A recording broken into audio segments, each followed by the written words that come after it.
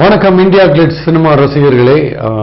இப்போ நாம் என்ன பேசலாம், மண்டேல கொஞ்சம் முடியை காணும் அப்படின்னோடனே உடனே நீங்கள் சிரிக்க ஆரம்பிச்சுருவீங்கல்ல. என் தலையை பற்றி பேசினேன், இருங்க வரேன். இப்போ தான் ஒரு தியேட்டருக்கு போனேன், டிக்கெட் வாங்கணுன்னு ஒரு 3 மணி நேரத்துக்கு முன்னாடி. அங்கே போயிட்டு சார் நூன் சோக்கு டிக்கெட் கொடுங்க அப்படின்னா NKPK அப்படின்னாங்க. எனக்கு இன்னும் தெலுங்கு படம் ஏதோ சொல்கிறாங்க போல டைட்டில்னு பார்த்தா நடுவில் கொஞ்சம் பக்கத்தை காணும். ஓகே, அந்த படத்தை வந்து அப்ரிவியேஷன் ஷார்ட் ஃபார்ம். இப்போ வந்து நீங்கள் இங்கிலீஷில் டைட்டில் வைக்கக்கூடாதுன்னு சொன்னால் கூட பெரிய டைட்டில் வச்சுட்டாங்கன்னா இப்போது தியேட்டருக்காரங்களே என்ன பண்ணுறாங்க, அப்ரிவியேஷனுக்கு வந்துடுறாங்க NKPK. ஸோ ரைட், நடுவில் கொஞ்சம் பக்கத்தை காணும். அந்த படத்தோடைய விமர்சனம் தான் நான் இப்போ உங்களுக்கு சொல்ல போகிறேன். விமர்சனம்லாம் கிடையாது, என்னுடைய கருத்துக்களை சொல்ல போகிறேன். அது உங்களோட டேலி ஆச்சுன்னா சூப்பர், இல்லைன்னா அதை விட சூப்பர். ஓகே, இது என்ன மாதிரியான கதை? இது ட்ராஜடியா, சீரியஸா, மெலோட்ராமாவா, ஆர்ட் ஃபிலிமா, இல்லை ஃபுல் லைன் காமெடியா அப்படின்னா நமக்கு இந்த படம் பார்க்கும்போது டைட்டில் கேட்கும்போது கண்டிப்பாக சிரிப்பு வருது, ஒத்துக்க வேண்டிய விஷயம். நடுவில் கொஞ்சம் பக்கத்தை காணும். இது நமக்கு வந்து டெஃபினட்டாகவே சிரிக்கக்கூடிய ஒரு கதை தான்.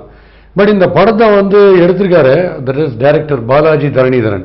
அவர் வந்து ஒரு மெடிக்கல் சப்ஜெக்ட் எடுத்திருக்காரு, ஃப்ரெண்ட்ஸ் சப்ஜெக்டையும் எடுத்திருக்காரு. ஃப்ரெண்ட்ஸுக்குள்ள ஒருத்தருக்கு ஒரு மெடிக்கல் ப்ராப்ளம் வந்ததுன்னா அந்த ப்ராப்ளத்தை டேக்கிள் பண்ணுறதுக்கு மீதி 3 ஃப்ரெண்ட்ஸ் எப்படி போராடுறாங்க, இதெல்லாம் அவங்களுக்கு கிரைசிஸ். ஆனால் நமக்கு ரொம்ப சிரிப்பாக இருக்கு. ஸோ ஒன் லைனாக சொல்லணும்னா 4 ஃப்ரெண்ட்ஸ் இருக்காங்க, ஒருத்தருக்கு கல்யாணம் ஃபிக்ஸ் ஆகி அடுத்த நாள் ரிசப்ஷன். அந்த சமயத்தில் லூசு தினமாக சரி வா நம்மளாம் போய் ஜாலியாக கிரிக்கெட் ஆடலாம் அப்படின்னு கிரிக்கெட் ஆட போகும்போது அந்த கல்யாண மாப்பிள்ளை, உட்பி கல்யாண மாப்பிள்ளை திடீர்னு ஒரு கேட்ச் பிடிக்க போய் பின்னால் மண்டையில் அடிபட்டு மெமரி லாஸ் ஆகிடுது. இப்படி மெமரி லாஸ் ஆன விஷயத்தை யார்கிட்டையுமே போய் சொல்லாமல் சீக்ரெட்டாகவே வச்சுண்டு, எந்த அளவுக்கு சீக்ரெட்னா யாருக்கு அடிபட்டதோ அவருக்கே தெரியாது, அந்த அளவுக்கு சீக்ரெட்டாக அவர் ஐஷன் போய் அவருடைய கல்யாணத்தை வெற்றிகரமாக நடத்த முடியுமா முடியாதா? இப்படி ஒரு பியூட்டிஃபுல்லான ஒரு சப்ஜெக்ட், புதுமையான ஒரு சப்ஜெக்ட் எடுத்துட்டு வெற்றி கண்டிருக்கார் டைரக்டர் பாலாஜி தரணிதரன். இதுதான் நடுவில் கொஞ்சம் பக்கத்தை காணும். இது என்ன, நீங்கள் கதை சொல்கிறதே நீங்கள் ஒரு 15 செகண்டில் சொல்லி முடிச்சிட்டிங்களே. இது எப்படி எடுத்தாங்க? 3 மணி நேரத்துக்கு எடுத்து 170 நிமிஷத்துக்கு எடுக்கிறாங்க. எப்படின்னு கேட்டிங்கன்னா அதுதான் ஆர்ட். அந்த டைரக்டருக்கு ஹேட்ஸ் ஆஃப் சொல்ல வேண்டிய விஷயம் தான். இது வந்து பாக்கெட் நாவலாக கூட இதை போட முடியாது, காலர் நாவல். பாக்கெட்டு கூட இல்லை, காலர்லேருந்து சின்னதாக ஒரு சின்ன பிட்டு பேப்பர் எடுத்தீங்கன்னா அதில் இந்த கதையை எழுதிடலாம். ஸோ அந்த மாதிரி ஒரு கதையை வந்து சஸ்டெயின் பண்ணி 170 நிமிஷத்துக்கு கொடுக்குறாருன்னா இந்த டேரக்டர் வந்து கண்டிப்பாகவே அறிவுஜீவி தான். காமெடின்றது விளையாட்டு கிடையாது, comedy is the most serious thing. உங்களுக்கே தெரியும். இப்போ நான் வந்து எங்கள் தாத்தா செத்துட்டாரு அப்படின்னீங்கன்னா அப்படி டக்குன்னு நீங்கள் கண்ணாடி கேட்டு வச்சுட்டோ அப்படியா அப்படின்னு நீங்களும் சோகமாயிடுவீங்க. இப்போ நான் என்ன சொன்னால் நீங்கள் உடனே சிரிப்பீங்க. சரி நான் அழகாக இருக்கேன், நான் அறிவாளி அப்படின்னு சொன்னால் சிரிப்பீங்க. நீங்கள் எவ்வளோ ஜோக்கு நான் இந்த மாதிரி சொல்லினே இருக்க முடியும் 3 மணி நேரத்துக்கு. ஸோ அந்த மாதிரி ஒரு விஷயத்த வந்து காமெடியாக சொல்லியிருக்காங்க. செலக்டிவ் அம்னீஷியா வந்தாச்சு நம்ம ஃப்ரெண்டுக்கு அப்படிங்கிறதே அவங்களுக்கு லேட்டாக தான் புரியுது ஃப்ரெண்ட்ஸுக்கு.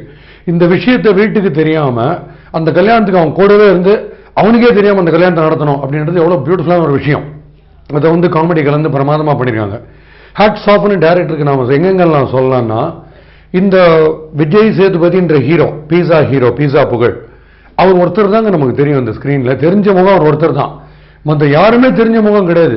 பட் இருந்தாலும் என்ன மிஞ்சி போனா இந்த குண்டா ஒரு ஃப்ரெண்டு, கொஞ்சம் வயசானவர் ஒருத்தர் வருவார், அந்த ஃப்ரெண்டு கூடவே டாலாக கண்ணாடி போடணும் ஒரு ஃப்ரெண்டு, சுக துக்கம் எல்லாத்துலையும் பங்கேற்றுக்கிறாரு அந்த ஃப்ரெண்டு, அப்பாவா ஒருத்தர் தெரியுமா, கருத்தில் கூட லவ்வராக வருமே. இப்படியே தான் நம்ம சொல்லணும் படம் பூரா. உங்களால் டக்குன்னு ஒரு பேர், ஒரு படம் பேரோ இல்லை அவங்களுக்கு ஏதாவது ஒரு அடைமொழியோ வச்சு யாரையுமே நீங்கள் ஐடென்டிஃபை பண்ண முடியாது. ஸோ இந்த மாதிரி கேரக்டர்ஸு ஒரு நூலளவுக்கு ஒரு கதை, இதை வச்சுன்னு உங்களை பைண்ட் பண்ணுறாரு ஒரு 2.5 ஹவர்ஸுக்குன்னா மறுபடியும் டேரக்டருக்கு ஒரு சூப்பர் ஹேட்ஸ் ஆஃப். இது எப்படி சொல்கிறதுன்னா, இத்தனோடு ஒரு ரப்பர் பேண்டை வச்சுன்னு ஒரு 200 பேருக்கு டோட்டலாக நீங்கள் டைப் பண்ண முடியுமா, ஒரு பாண்டு ஒரு ஃபுல்லாக போட முடியுமா, ஒரு கட்ட முடியுமா 200 பேரை? ஸோ அந்த மாதிரி ஒரு டெரிஃபிக்கான ஒரு எஃபர்ட்டு. காமெடிக்கு காமெடி அங்கங்கே ஹிலேரியஸாக இருக்குது. சுச்சுவேஷன் வந்து ரொம்ப அழகாக பிளான் பண்ணியிருக்காங்க. டிஸ்கஷன்லேயே என்ன மாதிரி சுச்சுவேஷனில் இதை எடுத்துன்னு போனால் மக்கள் சிரிப்பாங்க. ஸோ இப்போ ஃபார் எக்ஸாம்பிள் உதாரணத்துக்கு இதே கதை என்கிட்ட கொடுத்துருந்தா என்ன பண்ணியிருப்பேன், ஜோக்ஸால் நிறைய ரொப்பியிருப்பேன்.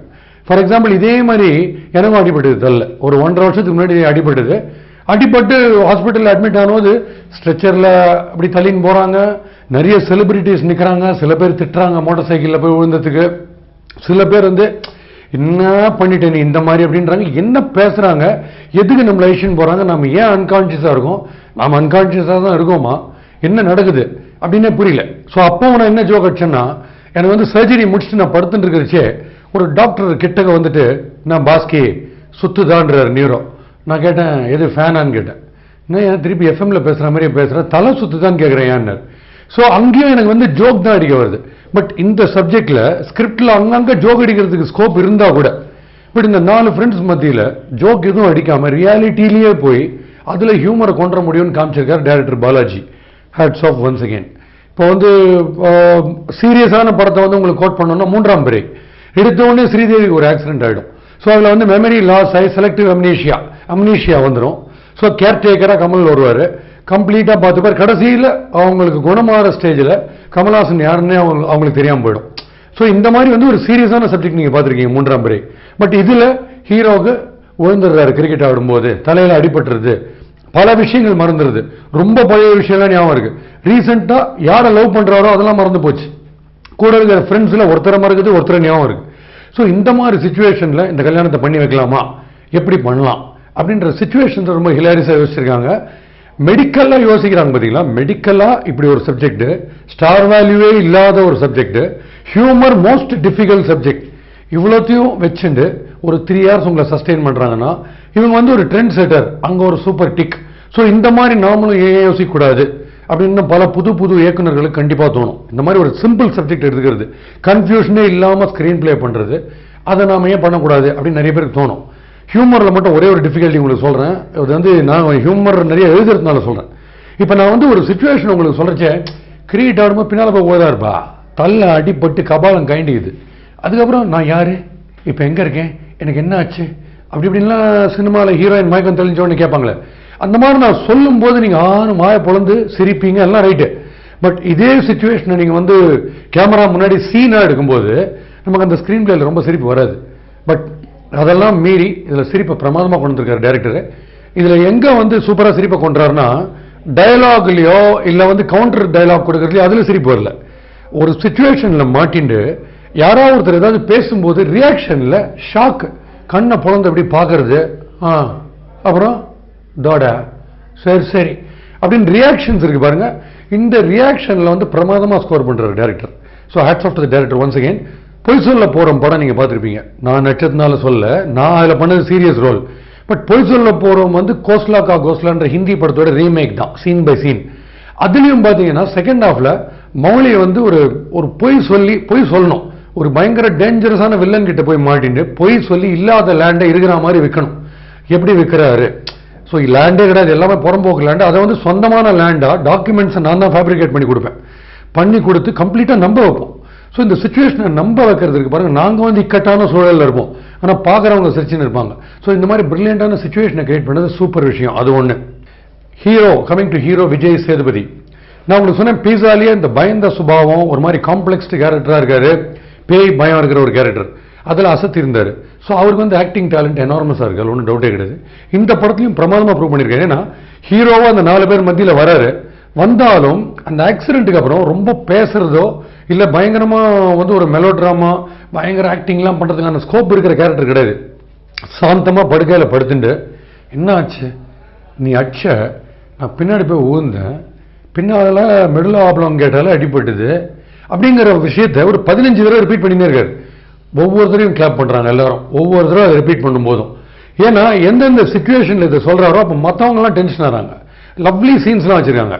ஃபார் எக்ஸாம்பிள், இந்த பக்ஸ்ன்ற கேரக்டர் என்ன ஆச்சுன்னு இன்னொரு ஃப்ரெண்டு கேட்கும்போது, சயின்டிஃபிக்காக இந்த விஷயத்தை நான் சொல்கிறேன்னு சொல்லிட்டு செரிபல்லம் மெடுலா ஆப்ளோங்கேட்டா அம்னீஷியான்னு ஒரே சயின்டிஃபிக் டேர்ம்ஸாக சொல்லி டார்ச்சர் பண்ணும்போது அவரை பார்த்து இந்த ஃப்ரெண்டு ஓடுறாரு, ஐயோ இவ்வளோ விஷயம் தெரிஞ்சு வச்சுருக்கானு சொல்லிட்டு. முதல்ல அந்த ஆக்சிடென்ட் ஆகிற சீனை வந்து ஒரு ஸ்லோ மோஷனில், சரியான ஸ்லோ மோஷனில் கிரிக்கெட்டில் காமிப்பாங்கல்ல, த பெஸ்ட் கோல்டன் மோமெண்ட்ஸ்னு, அந்த மாதிரி ஒரு சாதாரண டென்னிஸ் பால் கிரிக்கெட்டை ஃபுல்லஸ்ட் ஸ்லோ மோஷனில் காமிக்கிறாங்க. அப்பயே நம்மளை தயார்படுத்திடுறாங்க மைண்டை, இது ஏதோ ஒரு பயங்கர டேஞ்சராக ஒன்று ஆக போகுதுன்னு. ஸோ அந்த ஒரு சீனு. டாக்டர் கிட்ட போய் எக்ஸ்பிளைன் பண்ணுறாங்களே ஃப்ரெண்ட்ஸ், சார் நாளைக்கு ரிசப்ஷனு, இவன் எப்படியாவது ரிசப்ஷனில் கொண்டு சேர்த்துடணும், ஒரு 100% ஃபிட்டாக, என்ன சார் பண்ணலாம் அப்படின்னு சொல்லிட்டு டாக்டர் கிட்ட இந்த கேட்சை பிடிக்க போகும்போது அந்த ஹீரோ விழுந்தார்ன்ற ஒரு விஷயத்த சொல்கிறாங்க பாருங்க. எல்லாம் சொல்லி முடிச்சோடனே டாக்டர் கீழே விழுந்தார் அவ்வளோதானே அப்படின்றாரு டாக்டர். Hats off. ஸோ அந்த டேரக்டருக்கு வந்து ஹியூமர் வந்து எந்தெந்த இடத்துல ரியாக்ஷன்ஸில் கொண்டா எங்கெங்கே ஹியூமர் எடுபடும், சின்ன சின்ன நியூஆன்சஸில் பாடி லாங்குவேஜ் நவுறது, திரும்புறது, நடக்கிறது, முகத்தை சீரியஸாக வச்சுக்கிறது, முழிக்கிறது, இது எல்லாத்துலேயுமே நல்லா ஃபோக்கஸ் பண்ணி சூப்பராக கான்சன்ட்ரேட் பண்ணியிருக்காரு. பர்ஃபார்மர்ஸ், விஜய் சேதுபதி உங்களுக்கு தெரிஞ்ச ஒரு ஹீரோ. நான் முதல்லயே சொன்னேன், தெரியாதவங்க நிறைய பேர் இருக்காங்க. கூட 3 ஃப்ரெண்ட்ஸ். 3 பேரும் அவுட் ஸ்மார்ட் பண்றாங்க ஒருத்தர் ஆக்டிங்ல.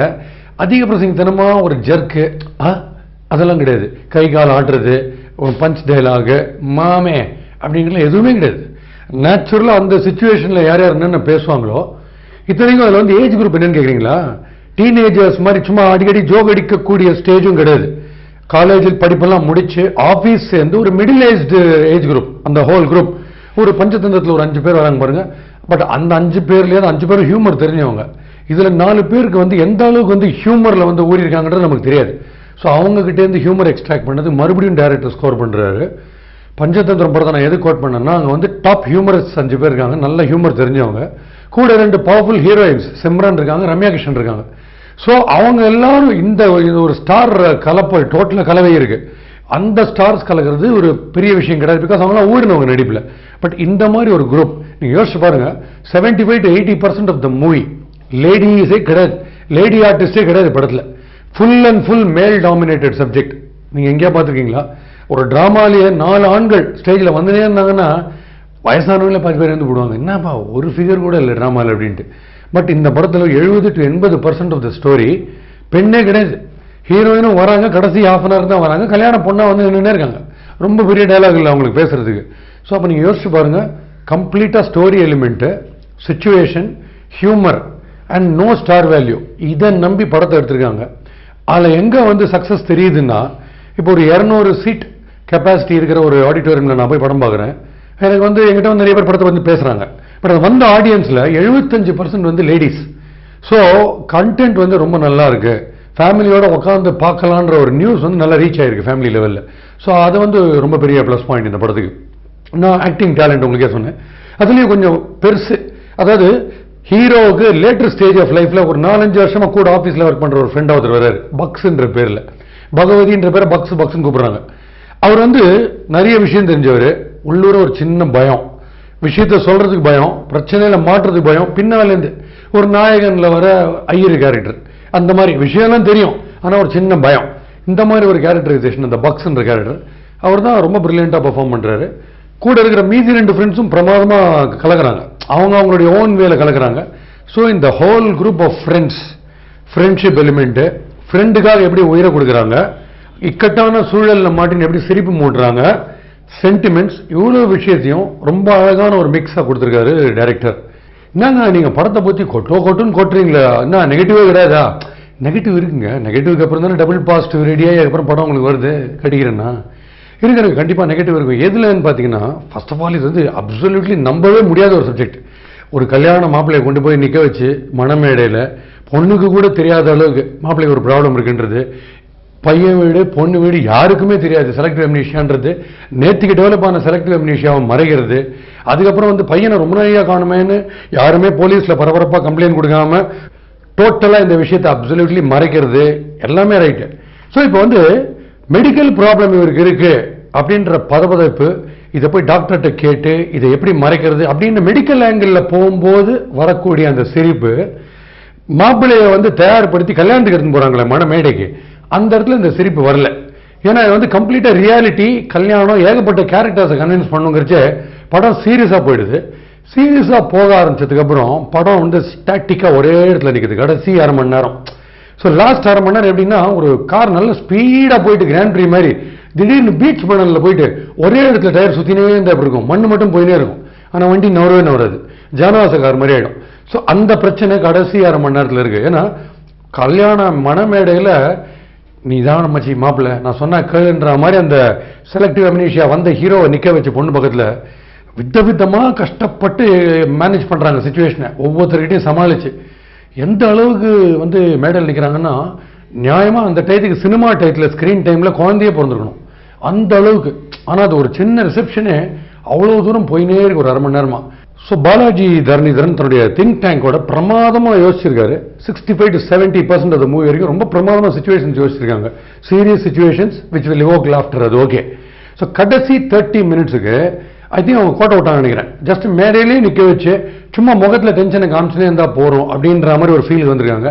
அங்கே அடுத்த ஸ்டேஜுக்கு எப்படி போகிறது, என்னென்ன பண்ணால் இன்னும் இன்ட்ரெஸ்டிங்காக இருந்திருக்கும் கிளைமேக்ஸ் அப்படிங்கிறத அவங்க யோசிக்க தவறிட்டாங்கன்றது ஒரு சின்ன குறை அந்த படத்தில் கடைசியில். ஸோ விஜய் சேதுபதியுடைய பெர்ஃபார்மன்ஸ் பற்றி நான் சொன்னேன் இல்லையா, ஸோ அந்த பீஸாவில் வந்து மெடிக்கலி தட் இஸ் பயம் இருக்கிற மாதிரி ஒரு ரோல் வந்தார். பேயினாலே பயம், ஒரு சின்ன காம்ப்ளெக்ஸ் இருக்கிற மாதிரி அந்த ரோல் அதில் கொடுத்துருந்தாங்க. ஸோ சைக்கலாஜிக்கலி அஃபெக்டட் மாதிரி ஒரு ரோல் பீஸாவில் பண்ணார். இப்போ இதில் வந்து மெடிக்கலி அன்ஃபிட், செலக்டிவ் அம்னீஷியா வந்துச்சுன்ற மாதிரி ஒரு ரோல் கொடுத்துருக்காங்க.